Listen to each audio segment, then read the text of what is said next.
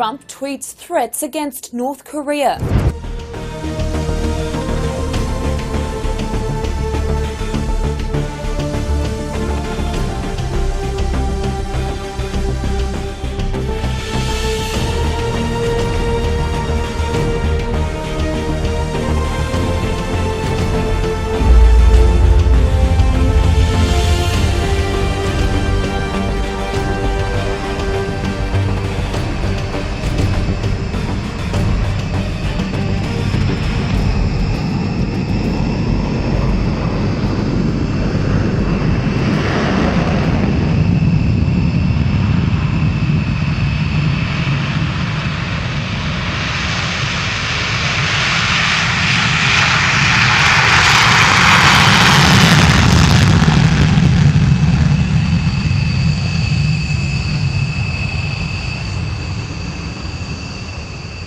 Donald Trump hitting back at Pyongyang in a late-night tweet on Saturday, saying if its foreign minister echoes the thoughts of, quote, little rocket man, an apparent reference to North Korean leader Kim Jong-un, they won't be around much longer.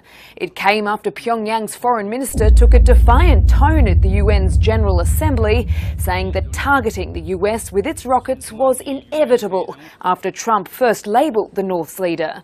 Ri Yong-ho responded that Trump is the one on a suicide mission and said, in case innocent lives of the U.S. are lost because of his suicide attack, Trump will be held totally responsible. After hearing Ri's combative speech, President Trump tweeted around midnight Saturday that if the regime's foreign minister is really speaking for North Korea's leader Kim Jong-un, whom he referred to as Little Rocket Man, then, quote, they won't be around much longer.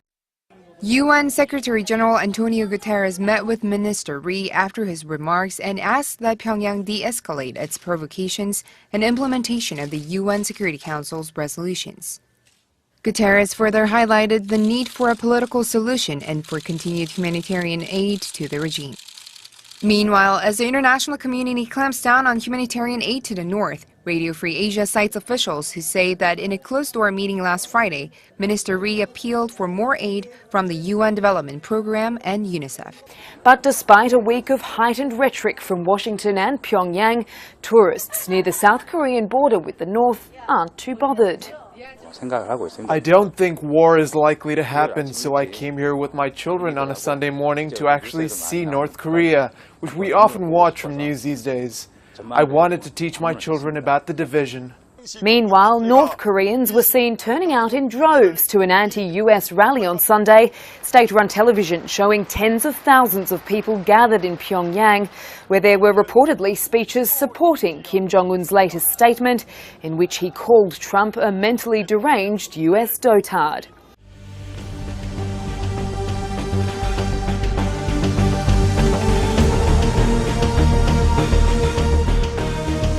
China announced it will take action against North Korea to comply with the United Nations Security Council sanctions on the North's nuclear and missile development programs. VOA's Marissa Melton reporting. The Chinese Commerce Ministry said in a statement, exports of refined petroleum to Pyongyang will be limited to 2 million barrels a year, effective October 1st. It said sales of liquefied natural gas would be banned immediately. Beijing will also ban imports of textiles from North Korea immediately. China accounts for about 90% of North Korea's trade. Such cooperation is critical for Pyongyang, and the most recent sanctions highly increase pressure on the communist country to abandon development of nuclear weapons and long-range missiles. Iran also defying the world with another missile launch. State TV airing video of what it claims is the first successful test of a new type of medium-range ballistic missile. It can reportedly reach targets throughout the Middle East, including Israel, and carry multiple warheads. These are Iran's latest ballistic missiles. With a range of 2,000 kilometers, they can reach much of the Middle East, including Israel. During his speech, President Hassan Rouhani defended his country's right to protect itself. No matter if you like it or not, we will boost our defense and military power to the extent deemed necessary for deterrence. We will not seek permission from anyone to defend our country and our land. Iranian President Hassan Rouhani told world leaders that the nuclear deal belongs to the entire international community, not just one or two countries. I declare before you that the Islamic Republic of Iran will not be the first country to violate the agreement, but it will respond decisively and resolutely to its violation by any party. It will be a great pity if this agreement were to be destroyed by rogue newcomers to the world of politics. The world will have lost a great opportunity. But such unfortunate behavior will never impede Iran's course of progress and advancement. Rouhani's barb was directed at President Trump, who told leaders the day before that the deal to keep Iran from developing nuclear weapons in exchange for lifting economic sanctions was one of the worst transactions the U.S. ever entered into. Frankly, that deal is an embarrassment to the United States, and I don't think you've heard the last of it, believe me. President Trump said Wednesday he has made a decision on the Iran deal. Have you decided to stay or to leave? Well, I have decided.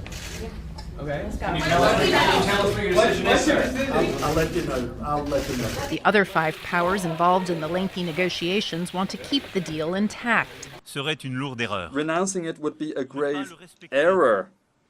It would be irresponsible for us to fail to uphold that agreement, because this is a good agreement, an agreement that's essential to peace, at a time when a downward spiral cannot be discounted.